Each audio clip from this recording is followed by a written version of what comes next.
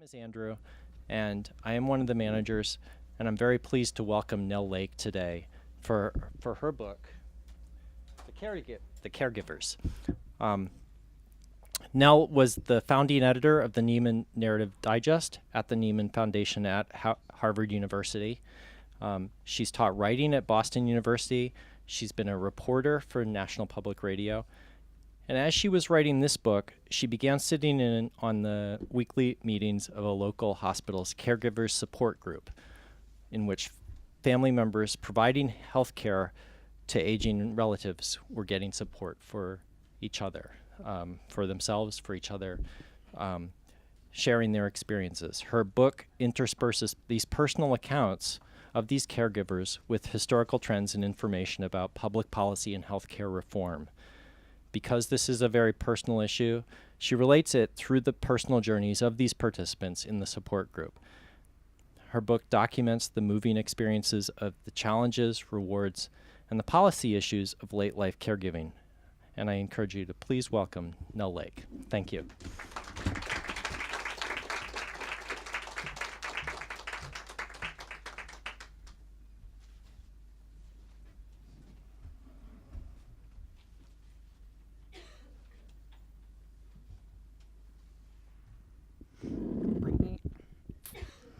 Thanks, Andrew. Can everybody hear me? Okay. Thank you so much for coming. It's wonderful to see everyone, including quite a few faces I don't recognize, which is always nice. So I just want to tell you about how the book came about, why I started down the long path of writing a book, and why this topic was so interesting to me. Do some reading, and then I'd love for us to have a conversation. I'm sure some of you may be here because you have a personal connection to the issue. I'd love to hear about that. And I did not initially start this book because I had a personal connection to the issue. I was a magazine writer, a journalist, and was always looking around for interesting stories, always interested in narrative, good stories that got at human experiences in a way that one could tell good stories about. And it just happened that at the very end of 2009, I went to a dinner party for a friend and sat next to a man who was the lead behavioral health counselor at our local hospital. And he told me he also facilitated a support group for caregivers. And we were talking, and he told me about what they were doing, and also it pointed out that obviously they were living out a very important public health issue. And I told him I was interested in healthcare, particularly mental health issues. He invited me to sit in on the group. He got the group's permission first. And in the very beginning of 2010, I started sitting in. And it was a small group at the time. There were maybe 6 people in it. It was very intimate. They provided one another with amazing support, in part because they met every week. And not every support group can do that. Sometimes that's too much of a commitment. But for these people, meeting every week and continuing their stories, their experiences, week after week with that kind of continuity, created a real intimacy and kind of safety. So that was really amazing for me, and I found myself personally benefiting from it in an interesting way. Just kind of that sort of sitting and witnessing for me was kind of a growing experience too. And I was also moved by their individual stories. There was Penny, who is really the main character in the book, who had taken her mother in when her mother started becoming frail and forgetful and unable to care for herself. And Daniel, who turned 90 the first year that I was there with the group, and who was caring for his much younger wife, 65-year-old wife, but she was more frail than he.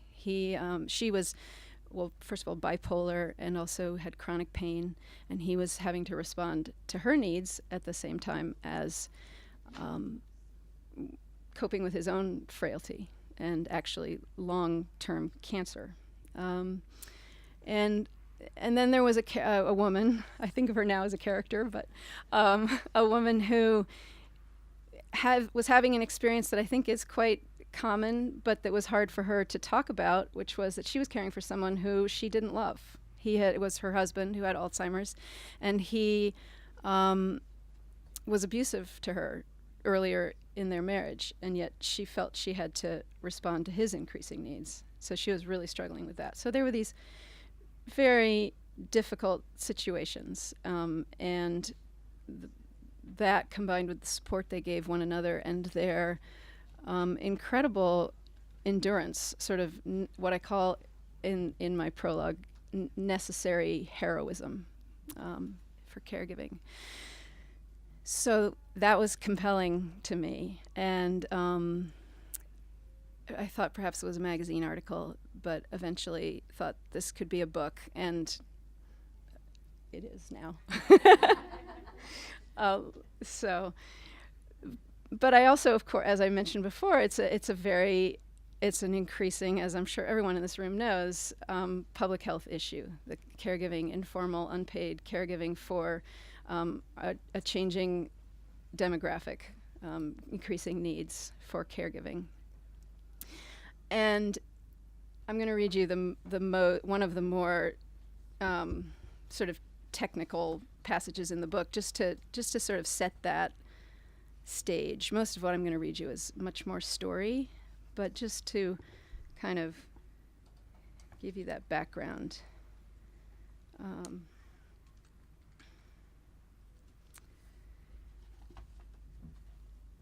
People used to die far more quickly.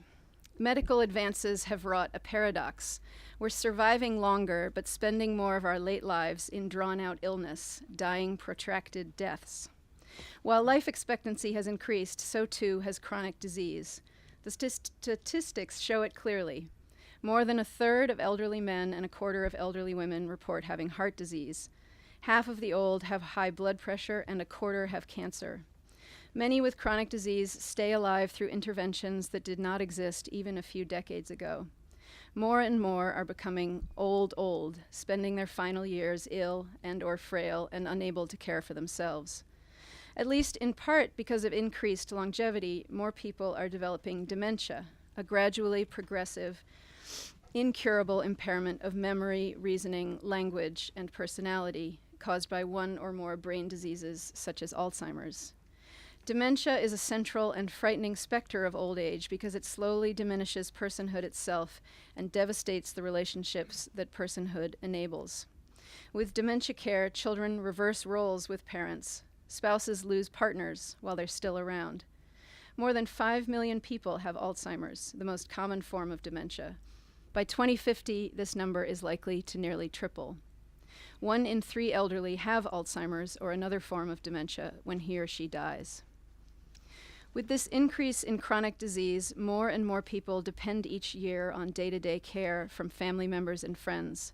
The demand for unpaid, at-home care is accelerating as baby boomers age and the healthcare system is stretched thin.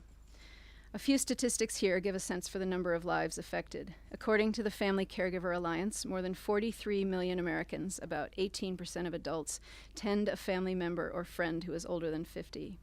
Dementia caregivers make up about a third of them. Informal caregivers are the largest source of long-term care in the United States, contributing labor worth nearly $500 billion. And there's a little bit more about just the economic issues around caregiving. So understanding that the people I was sitting with were also kind of part of this much larger issue also, helped me become engrossed in their stories. And finally, as someone who had always admired the more literary, what we call narrative journalism, where it's not just about, the facts, but there's a sense of theme and kind of enduring human themes.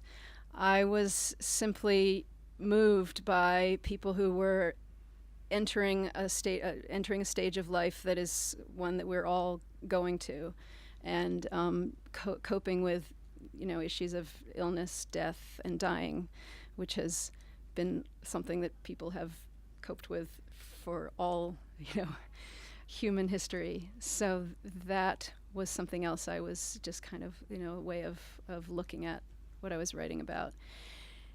And as part of that, very early on, I realized that a very, very personal story resonated with me as I witnessed people going through what they were going through, and that was the story of my grandmother. So I want to read, this is the very beginning of the book, and the book is really not about me and not about my grandmother, but with this story I wanted to kind of set some of the themes and some of the tone.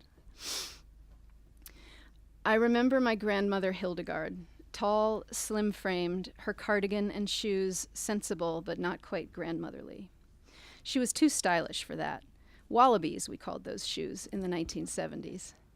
In a modernist armchair in her study, listening to NPR, she puffed on a pipe. A pipe. My mother's mother, Hildegard, was elegant, German, unadorned, restrained.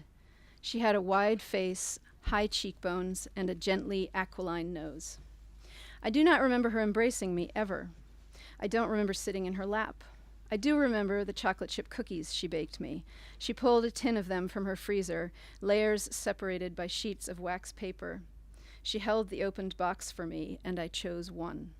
Cold and hard, loaded with oats and butter, the cookie melted and sweetened in my mouth. She closed the tin. She strode a mile every day to the center of Litchfield, her Connecticut town, past white, clapboard houses with picket fences, and fetched her mail at the post office. She stood by the waste bin and sorted out junk mail. She opened appeals from Planned Parenthood and the Sierra Club and mailed off checks on the spot.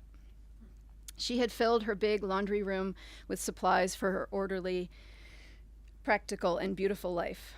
Rakes and edge trimmers, bleach and soap, wooden drying racks, winter hats and gloves, seeds and pots. I remember my voice echoing against the walls. She scooped kibble from a drum to a dish she'd set on the concrete floor. Her leggy poodle, Justin, gobbled and wagged. She allowed no dust. I smelled lavender in the sunny upstairs bathroom, glycerin soap in a stainless steel dish, and the clean sodium of her tooth powder.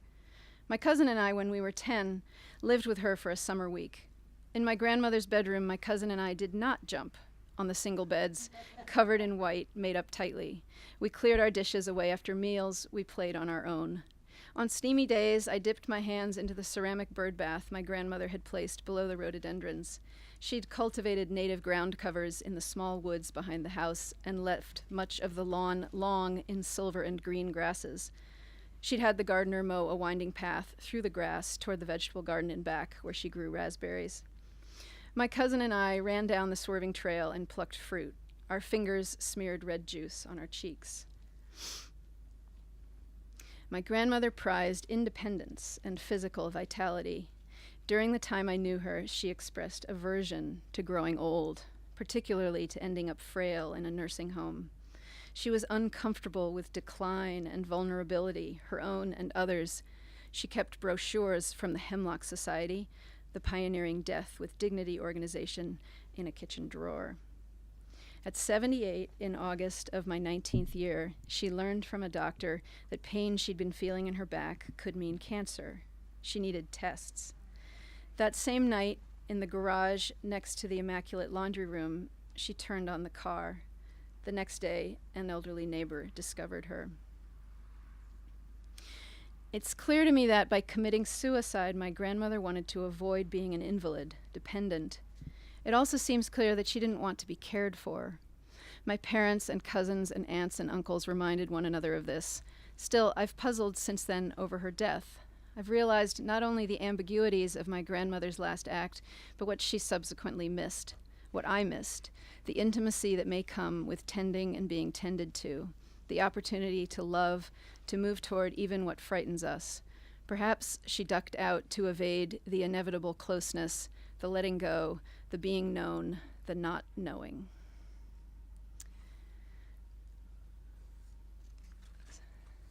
So I was entering this world that my grandmother had rather dramatically avoided.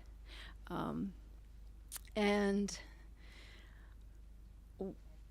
witnessed as people kept coming back to difficult circumstances and responding to other people's needs, whether it was loved ones or, as I mentioned earlier, people for whom the caregivers did not feel, real feelings of love.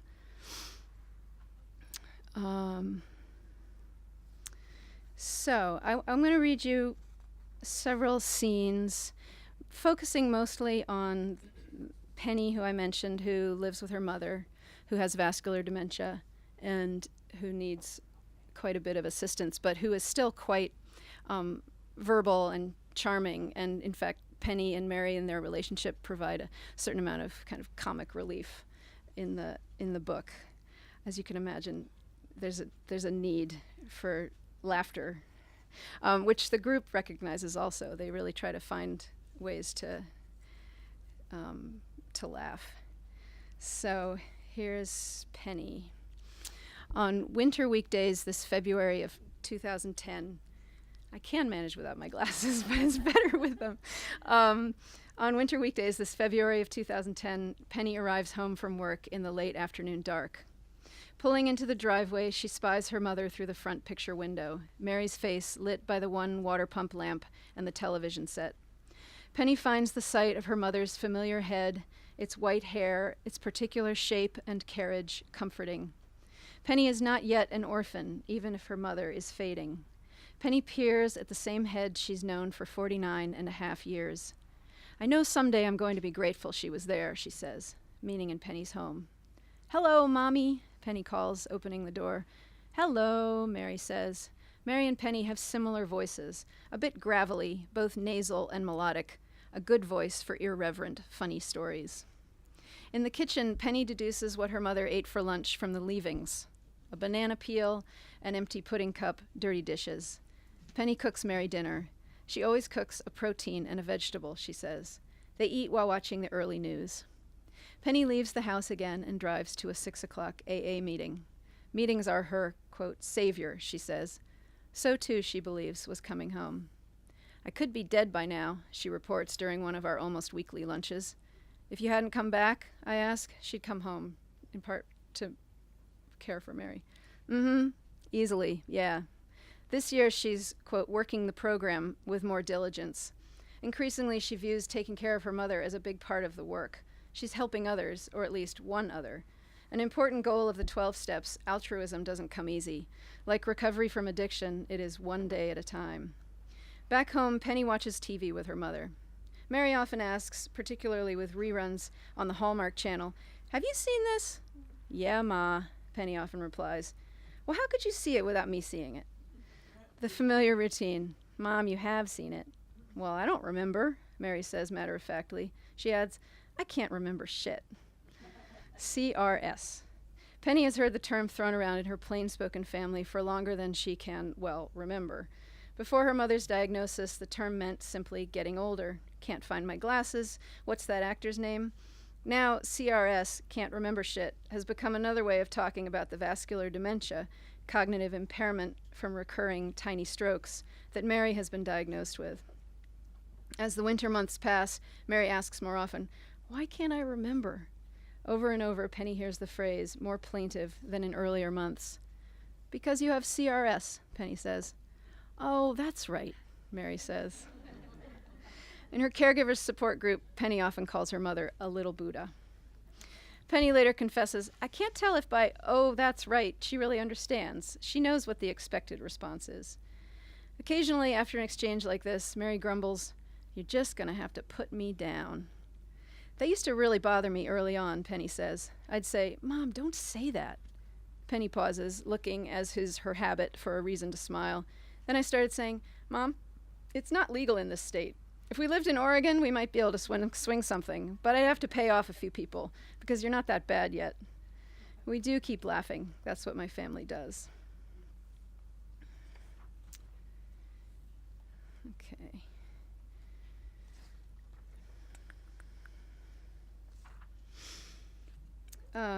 Daniel. At her first support group meeting back in early 2009, Penny listened to 88-year-old Daniel tell his life story. He became Penny's, quote, most favorite guy. That's why I wanted to go back, just to hear him talk again. A retired professor of German, Daniel amazes the group with tales about his past. Members admire his stamina, his old-fashioned grace, and his intelligence, undiminished by age. He often arrives at the group earlier than the others and nods and tips his tweed cap toward each person who enters next. "Hi, Liz, how are you?" he says in a voice at once raspy, gentle, and somber. "Hello, Penny, nice to see you." The group's love for him is magnified by their sense that he may not live much longer. "I don't know what kind of shelf life he has," Penny says in her matter-of-fact way. "He has some kind of slow-moving cancer. He has non-Hodgkin's lymphoma and has lived with it for a decade." I'm going to skip a little bit here. Daniel's large, bony, and elegant hands have long fingers. Nearly a century ago, his German father toured internationally as a piano accompanist for violinists and singers. His mother sang professionally, mostly German lieder. Daniel studied piano under his father's stern eye. He played a Haydn symphony, arranged for 4 hands, sitting with his father at the keyboard. Over and over in a particular passage, Daniel got the rhythm wrong. "Falsch, falsch," his father cried, and Daniel tried again. His hands grew accomplished, intelligent. When he speaks to the support group, he lifts his long fingers articulately. They hover over the table. One day this winter, he tells everyone that he's not doing well. "My wife is in the hospital," he says. Daniel's caregiving has a twist, which you know. His wife, Leanne, is 25 years younger than he. She's in near constant physical pain. She takes many medications. Figuring out the right ones, keeping track of them, managing the side effects, all of this is an enormous strain for Leanne, challenging for her doctors, and burdensome for Daniel, as are her fluctuating moods. "She was severely depressed," he tells the group. She said, "Take me to the hospital." He had driven Leanne along a winding road to a small hospital 40 minutes away. The doctors checked her into a geriatric psychiatric unit. A decent place, Daniel tells the group. He had driven home alone. "She has all kinds of physical ailments." He leans over the table and utters a version of a refrain he repeats nearly every week. "It's hard for me to take care of her because I'm so old." And I should say, I don't think I mentioned that I didn't just sit in on the support group. I also quite soon was going out with them into their lives and with the members in their lives and having meals with them and going to nursing homes and kind of seeing what their day-to-day lives were like. And they also became friends. Okay. A couple scenes from the group. A perfect birthday. A chocolate cake sits in a plastic case on the conference room table next to 2 bottles of ginger ale and a stack of styrofoam cups. Ben passes a greeting card furtively to his left. Ben is the facilitator.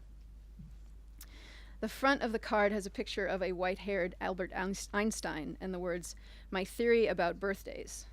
Inside, the card says, "Age is relative." Group members sign and pass it along. Ben clutches a long metal knife. Getting this out of a locked psychiatric ward was not easy. He wields the blade over frosting and slices into blue curly words, "Happy birthday, Daniel." "It's terribly nice." Daniel pauses. "I really can't eat it at my age." Daniel has incipient diabetes. "We should be singing," Liz says. "Yes," Ben says. Karen starts off low, Karen being another group member. "Happy birthday to you." Others join in on disparate pitches. By the middle of the song, everyone has arrived at some semblance of a key. Certainly the singing is heartfelt. All applaud. "Speech," Karen says, and Inga sings, How old are you? How old are you?" 65, right? Ben says. Daniel will be 90 in 2 days. He smiles a bit wanly. "It's tremendously kind of you." His face looks sad, tired. "It really is amazing, isn't it," Karen says from down the table, "that we live so long?" Daniel nods. Yes, yes it is. Ben offers Daniel a tiny piece of cake. Daniel shakes his head and holds up a hand, looking regretful. 88-year-old Don speaks up. Since I'm a youngster, I could have a piece. The group laughs. Let's start with you today, Daniel, Ben says as people dip plastic forks into frosting. It sounds like it was a hard week. Very hard. And he describes how she's been back in the hospital because she overdosed on her medications. That's my father taking off for the airport.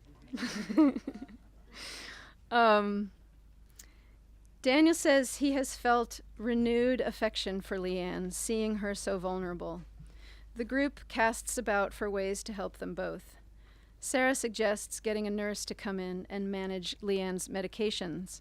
Ben wonders aloud whether Daniel and Leanne would have an easier time in an assisted living facility. Daniel just says, "Thank you for the suggestions." He pauses. "I'm not very resourceful or practical." There's dismay in his face, vulnerability. He takes a tiny bite of cake. Okay. One more. Late in September, a deluge comes. Walls of water in sudden, furious downpours. Basements flood around town, and water trickles into a room near Penny's office. The rain continues off and on into October. Streams and rivers fill, and the grass turns green for a last show of color before the freeze. Trees brighten. Reds and oranges flare along wooded roadways. One September day, Penny says to the group, "I got really angry with my mom yesterday." Penny had stopped at an Italian pastry shop on her way home from work. "My mom is pre-diabetic, so she doesn't get sugar very often," Penny reminds everyone. As a rare treat, Penny says she bought 2 cannoli. She walked into the house with the pastries in a bag and said to Mary, "I brought dessert." They ate dinner, and Penny told her mother that later they would indulge. Penny left the bag in the kitchen and drove to an AA meeting. When she returned, the treats had gone missing. She scanned the counters, opened cabinets. Gazing from the kitchen into the living room, she spied the paper bag, lying crumpled, as if a dog or something had gotten into it, on the thigh-high chest behind the couch, where Mary was sitting. Penny walked over, picked up the bag, and said, "Oh, Mom, here it is." Penny heard a small, meek voice coming from the couch. "I ate both of them." The group laughs, and Penny does too. But at the time, she says, "I was so angry I couldn't be in the same room with her." She went to the back of the house and wrote wrathful emails to her sister and a friend. "When I get that mad, I want to get revenge. I think about the ways I could punish her, like no dessert ever again." Penny felt frustrated, betrayed. She thinks about a story she heard at an AA meeting. This guy took care of puppies when he was little. He loved puppies. He had a litter of them to take care of, and every morning he had to clean up the byproduct of the puppies. It didn't bother him because, he said, that's the nature of puppies. "I know she's not a puppy," Penny says, but she hears in the story a message about accepting what and whom you cannot change, about understanding the reasons for others' behavior. Still, she wants to say to Mary, "No cannoli in my house ever again." "Like the soup Nazi," Ben says, recalling the television show Seinfeld. "That's exactly how I felt." Penny told her mother that part of her wanted to say, "We should not have dessert in the house ever again." And my mom said, Penny again imitates the small, meek voice, "What does the other part say?" "Aw," a newcomer says sympathetically from down the table. William, who has for years been witnessing impulsive behavior at the nursing home, his wife has Alzheimer's, says, "Most of the patients start with their dessert anyway. There are a couple of them who take sugar packets and open them up," and he mimes pouring sugar into his mouth. Penny nods and sighs. That night, she says, she awoke, startled, from a dream. Her father, gone for more than 5 years, had appeared in the dream. He was not well, but alive. "Back from the dead," Penny says. "My mother was so happy to see him, but I was like, oh my God, he's going to die again. What are we going to do with the body?" The next morning, Penny called Sophie, that's her sister, told her about the dream, and cried. Penny was feeling again the fear of losing their mother. The evening before, Penny had complained to Sophie about the cannoli. That morning, Sophie said, referring to the dream and to Penny's anger the night before, maybe it was Dad coming back to say, "Hey, take it easy, Penny. She's going to be with me before you know it." Thank you.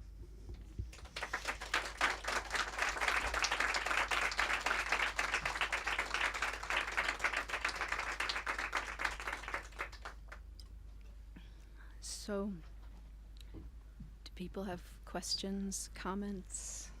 So I do encourage you to come to the microphone if you have any questions. We do have a microphone on this side and that side, and that way everybody can hear you, and we can also record it for the video and the audio recording.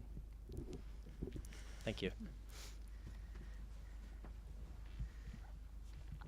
I was surprised that so little discussion emanated about the right to die. It seems to me if more and more Americans are facing that, it's worthy of discussion. And it seems to me we almost go in waves. And everybody's sort of talking about it, and then it sort of dies down. And now, in my perspective, it's come back. Yeah, I think from my perspective, that's true as well. You're right. It's not a big topic in the book, which isn't to say I don't think it's a very important topic. I mean, maybe partly because with the focus on caregiving, it's almost like I'm trying to portray the reasons for which everyone should be talking about this, you know? And yeah, I just a couple weeks ago was at a panel in my town, which is Northampton, Massachusetts, sorry. And it was amazing. It was a forum put on by the local television station and a radio station and newspaper just to talk about end-of-life issues. And the room was packed. Absolutely, yeah. And it ended up being largely about issues of right to die, you know, what we talked about, the difference between calling something assisted suicide versus aid in dying, which I think is sort of what people are trying to move it more towards. But I do think maybe one reason it's becoming more talked about is because of baby boomers, that they tend to be sort of, you know, social issue movers, you know, issues of choice and civil rights and things, and they're starting to really think about it. I think, can you get to the microphone? Or a question, to be interested in the reaction of the group members to the fact of the book. I mean, they knew about it, and were they different, given the different characters? It might be hard to believe, but virtually everyone has been thrilled by the book. A couple people I kind of lost touch with, so I don't know how they have reacted, but at the launch, my first reading, many of them came, and it ended up being really a special event, because during this time, you know, there'd be questions, and then people would actually chime in and talk about their experiences and answer questions about what it was like to be in the book. And I mean, it was a process, you know. At the beginning, I was just this kind of stranger who was hanging out, and then I was getting to know them, and then eventually it was really more like friendship, with my still trying to maintain a sense of, you know, appropriate journalistic boundaries. But no, they've been incredibly supportive. Yeah. Hi. Well, I wanted to say first that I think it's a very brave book. I think these are, you know, very hard issues to confront and deal with, and yet we all have them. We all have them in one way or another in our lives, how to support friends who are ill and possibly dying and so forth. But I think actually you, in the back of what you were writing was the idea of your grandmother's death. And so I do think the notion of suicide or assisted suicide or whatever is there and very present. And I think you pointed to one of the real difficulties of it, that it's so hard. I mean, I do think it should be an option. And I think it's so sad, but it sounds as if your grandmother found what she needed to do, given her personality structure and how she had lived, which is all we can do, because I don't know if there's any right or wrong of it. I mean, depending upon a person's religious, spiritual orientation, it might be different for the person. But, the other side of it is what you said, that it's so sad for the family because, first of all, it's not certain that she would have died immediately or been in terrific pain. And so, and that would be true for anyone, so it becomes just how difficult the life would be. But in the end, I guess I had a colleague at the university I taught in commit suicide, and it absolutely devastated all of us. We really loved him. And but maybe what we have to do is let go and allow for the individual decision, but it's terribly hard. I think that's absolutely true. I think it was her choice, and because it's what she did, it was the right choice, in a sense. But I also think in working on this book, wondered what her choice might have been, and maybe others were our response to this stage of life different. If we were both culturally more embracing of it in the sort of broadest sense, and also if our system could respond to it better, we might not have the same kind of terror, Yeah. Hi.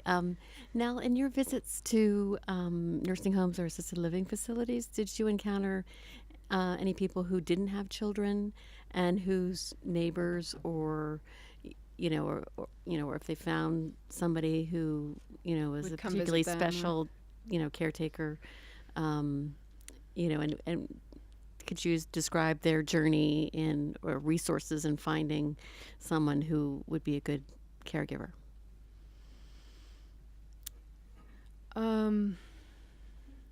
Gosh.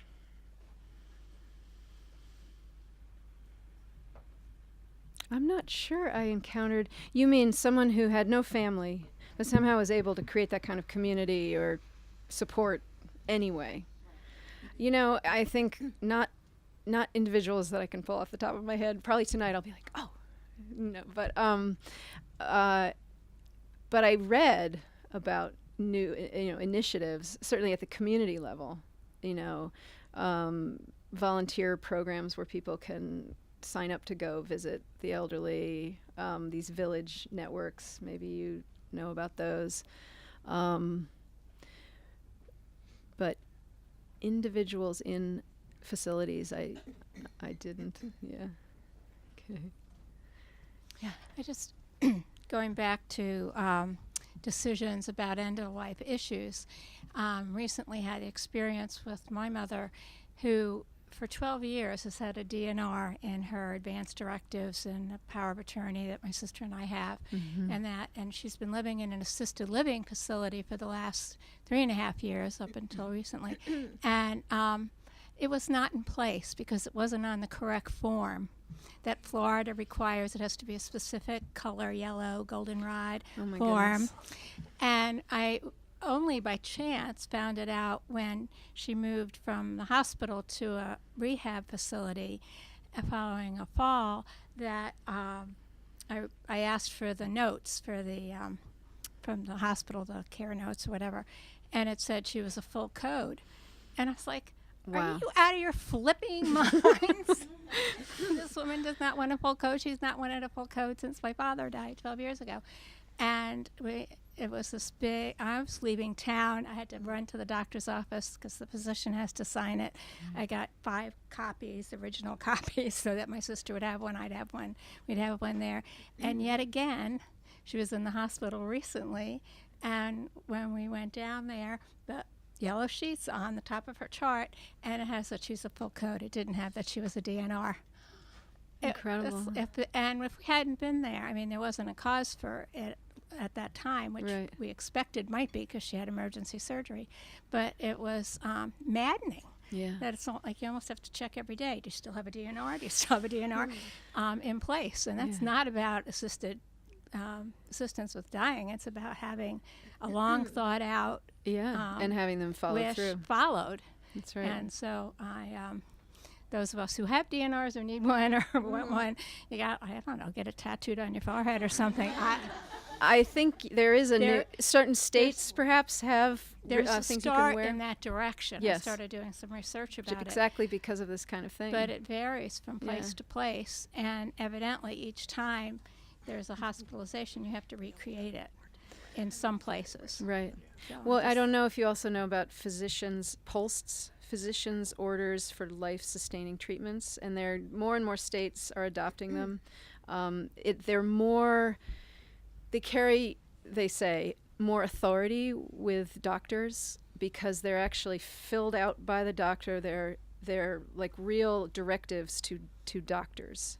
And in different, in my state, Massachusetts, they're called MOLSTs, Massachusetts orders for, So, and I can't imagine Florida hasn't. Well, who knows? But you might. But this is a specific form that the physician Yeah. does need to sign. But Yeah. it just says Apparently, you check these are off these. If one physician has filled it out, and another one sees it, they're more likely to take it with authority. As of having as authority. seriousness. Yeah. So you could look into that. But it's Well, true. we It's just moved her up to Maryland, so okay. I'm somehow. almost certain Maryland does have the system. So, thank you. I just want to say what a beautiful writer you are. I think I've known you for about, I don't know, 45 years. And thank you for writing a book. So now that I know that. Thank you, Phoebe. A little bit of a question about saying, I want you to, if you can talk a little bit more about if society had different ideas about I think you were referring to end of life, or if we had a better system, perhaps we wouldn't be so terrified. I've had the honor of, experiencing 2 end of lives with my parents, and one was protracted and one was not, and equally terrifying, and I'm still terrified of this happening to anyone else in my family. So I'm trying to think, and my question before was going to be, are you doing anything differently and thinking about things differently or planning? Because I don't know that it's, the best laid plans. We had lots of plans, Yeah. So it's still was terrifying. So I don't know what would have made it better, but you referred to sort of society and the system. So I just wonder if you talk a little bit. Oh boy, big question.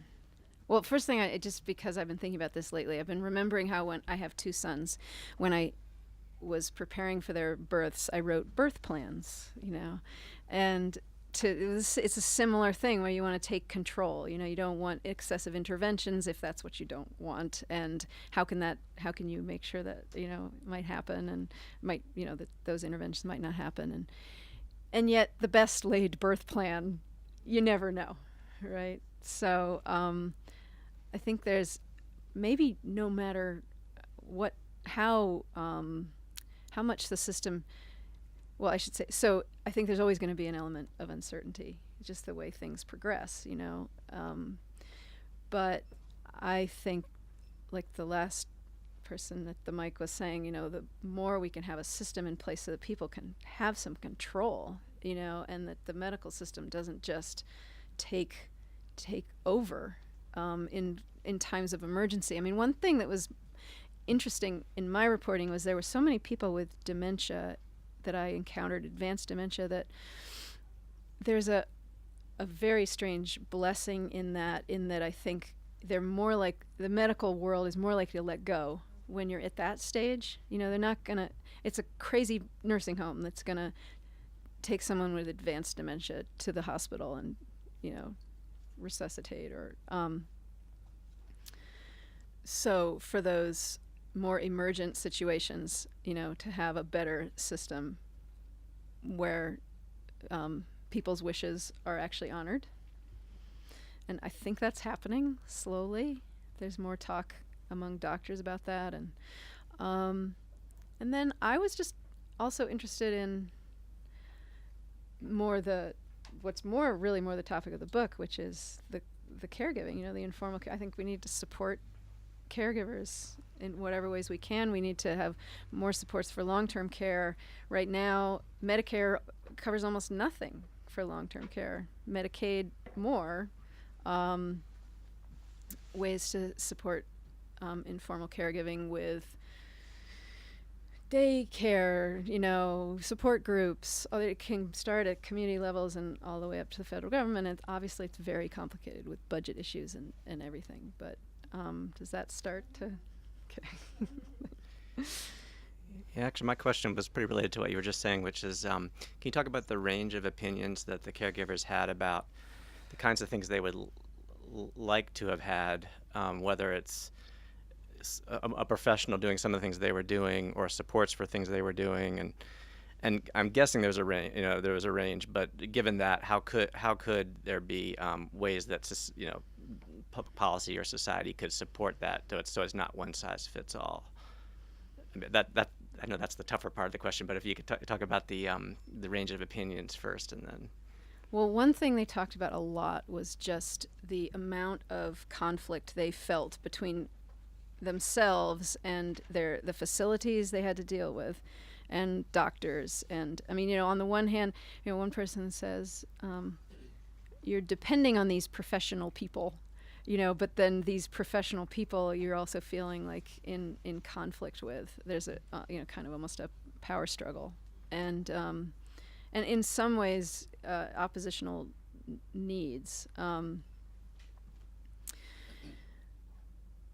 So that was something that came up a lot. And then another thing I thought of while you're asking the question was crisis situations in terms of behavior and with people with dementia. Liz, the woman who I mentioned, whose husband had Alzheimer's, and he had been abusive, and at one point, she finally got to the point where she had to call this emergency services number. And what happened from there could have gone better. It was like what happened from there was really for psychiatric patients, not for people with dementia. And some people have called the police, and the police don't know. And then the poor person, it was not true in my book, but I read stories about the poor person ends up in a jail overnight because they don't know what to do with him. So just more education among public officials and more ability to deal with particular challenges of dementia within that system of social supports. So that came up. And I think, as we've been talking about, the sense of control at the very end of life. And of course, just financially, it's just such a burden for people. And having to figure that out, how to spend down so you qualify for Medicaid, that kind of stuff. It's too bad that so many people have to do that. But. Something that strikes me about caregiving is that there's such the evolution of it. It starts small, and so anybody who's been a caregiver, probably it started with the inklings that something more is needed. Mm-hmm. And then you go in and you do the something more, and then it becomes, what does the person want versus what do you think they need, and trying to maintain the dignity of the person, give them as much autonomy as possible. And that is such a difficult thing. And, mm-hmm. and it gets harder as you go along. Once a person has perhaps gone into a facility, there are certain things that have already been decided. But when a person's still in their home, they're still independent, mm-hmm. and you start to get those inklings that something's needed, that part's a struggle. Yeah, especially if that person, either you had a somewhat difficult relationship with the person previously, or it's become difficult because there's like stubbornness or arising. I know it was mostly just a comment, right? but that exactly. Well, it's also that's one of the reasons why the phrase "slow loss" is in the subtitle of my book, because it's this ongoing decline, ongoing loss that's very difficult to negotiate, and also why I write some about the reason role reversal, that notion of with a parent that you're reversing roles, it's too simple, because that parent remembers, the competency and the control, and so what I found in the group was people just being able to talk about it and talk about exactly that evolution, as it occurred over the couple of years that I was sitting in, and hearing other stories, and knowing that it's not going to be perfect, but kind of getting some insight from other people's experiences. There are books out there also about coping with difficult care recipients too. Hi. Hello. Oh, sorry. Really enjoying listening to you. Thank you. My question deals with military veterans. I come from a military family. My father was a retired World War II officer. My wife and her sister's father was a Korean War veteran. I'm also a military veteran, former Army officer. Both my father and my wife's sister's father both passed away. My question is, did you have any experiences with military veterans and caregiving? And if so, did the Veterans Administration come into play in any of that? Daniel was a World War II veteran, and many of the spouses were usually World War II veterans. And what kept coming up was this program, Aid and Attendance. Are you aware of that? So that is a great resource for veterans. It's additional supports around long-term care that other people don't have access to. And their spouses, yes. So that's something to try to, get access to. So it's Aid and Attendance, CE. Yeah. Oh, good. Okay. Sorry. Oh. Well, yeah. You have a brief passage in here that reads, after the death of her husband, Harold, back in January, Catherine stays active, skiing, swimming, and paddling her kayak. She returns to the group occasionally. She has a relationship with a new man. One new group member says, so there is life after caregiving. Yeah. I'd be interested to hear your comments if you had any interaction with the group afterwards about how they rebuilt their life and then got back into personal interests and things like that, things that they had to give up, playing sports or whatever it was while they were caregiving because they didn't have time, and Right. career, whatever. Yeah. Well, so Penny, Mary, her mom, died last fall. And she first went through a period of actually first her mother, it's a little bit of a spoiler, but her mom moves to assisted living. And even that transition for her is oddly unsettling. It's like suddenly she finds that cooking meals, she doesn't have that sense of purpose. She's now by herself, and and then last fall her mom died, and she's grieving. It's she is definitely throughout the sort of not having quite as many duties first when her mom went to assisted living, and then she's also enjoyed being able to work late when she had to, go to, have more of a social life. Absolutely. So it's it's an interestingly mixed bag. But I think, there's going to be the grief, and that's got to be a process to go through, and then maybe as deliberate as possible an effort to believe you can go back to the things that really nurture you. So she's a good example.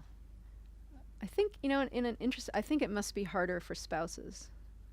I mean, that's certainly anecdotally, that's I think true, because it's not like really going back to your life, it's trying to really start move on.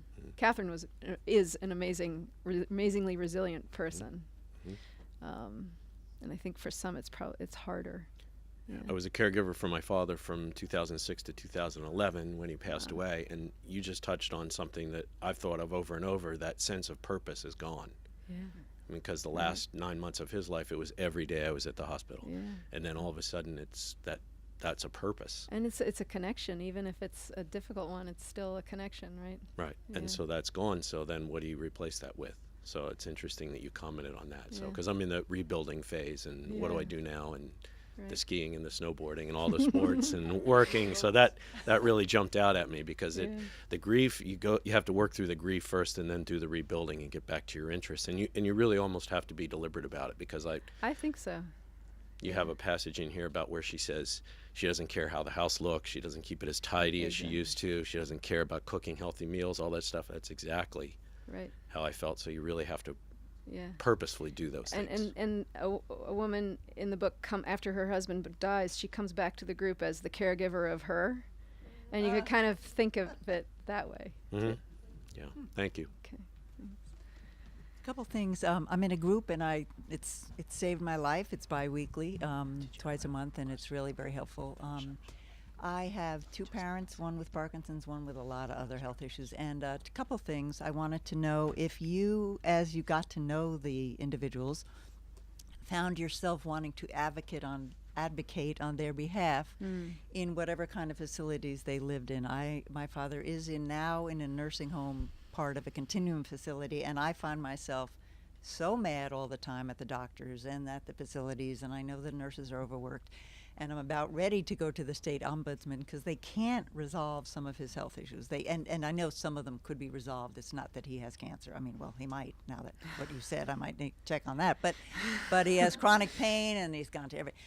So I wonder, so that was one of my questions about did you find yourself wanting to advocate for change on behalf of any of these folks, as well as my second, and I don't want to take too much time, is whether or not any of the people in the group found that by becoming a caregiver, it changed their lives in other aspects of their life. Because I find myself, in part because of being the advocate, I've now nicknamed myself Bossy Pants, because you're bossing your mother or father around. I'm bossing my colleagues around. I'm bossing my cats around. I'm bossing the dogs in the animal shelter around. I mean, I find that I'm really, that's changed me. I mean, you become the parent, but it's also, it's changed in some other ways too, not just becoming bossy. But so those were my couple. I'm just curious. Would you say it's a positive development, like you're becoming more assertive, or just bossy? I don't know. Speaking of, there's a fine line sometimes. Penny, that's she sees partly her role as being a pain in the ass, because she saw herself very much as like she was going to get what her mom needed. Whether they liked her or not, and I'm guessing, it brought out that side of her personality more probably. So for her, and then I'm going to try to answer the second question first. Did it change people? I think Liz, the woman I've mentioned, who's husband has Alzheimer's and was abusive toward her. It was quite the journey for her to go from like entirely sort of guilt and conflicted feelings to having to kind of get out from under that and telling the group the full story, and I think feeling kind of, so there's no question it changed her that way. And she was also his advocate, and she had to be, learn how to be assertive that way too. Did I ever want to step in? I stepped in helping ways, like Daniel, for instance. I helped him more and more as the book as my reporting went on. Liz also, she had health issues, and I gave her rides and things. And this was all, as a journalist, these are sort of these lines that with books it's easier because you don't have your newspaper as an employer and you have to toe those lines, But I didn't ever, when it came to institutions, I was wanting to be really careful that they didn't start to say, who's that? You know. No, with institutions, I really didn't ever kind of think I was going to become an advocate. I feel more equipped to do that now, but. And this will be the final question. Just joking. I'm just kind of mad at you. I need your book about a year ago. Oh. Taking care of my sister. I'm sorry. Blame my publisher. But like the other gentleman who was before me, I'm trying to get back into things because everything was like pushed aside, trying to deal with my sister and a lot of the other things. Yeah. I have my periods when the house does go to hell. Right. But I try not to let it get too bad. But there's still things I'm trying to work through. Yeah. Yeah, I'm sure you are. I kind of hope the book could be helpful anyway, you know, because it's like a way of going through that process. And I'm sure there's lots of other ways too. Support groups, if you can, a bereavement group, I think will be a great thing. Yeah, I'm doing that. Oh, good.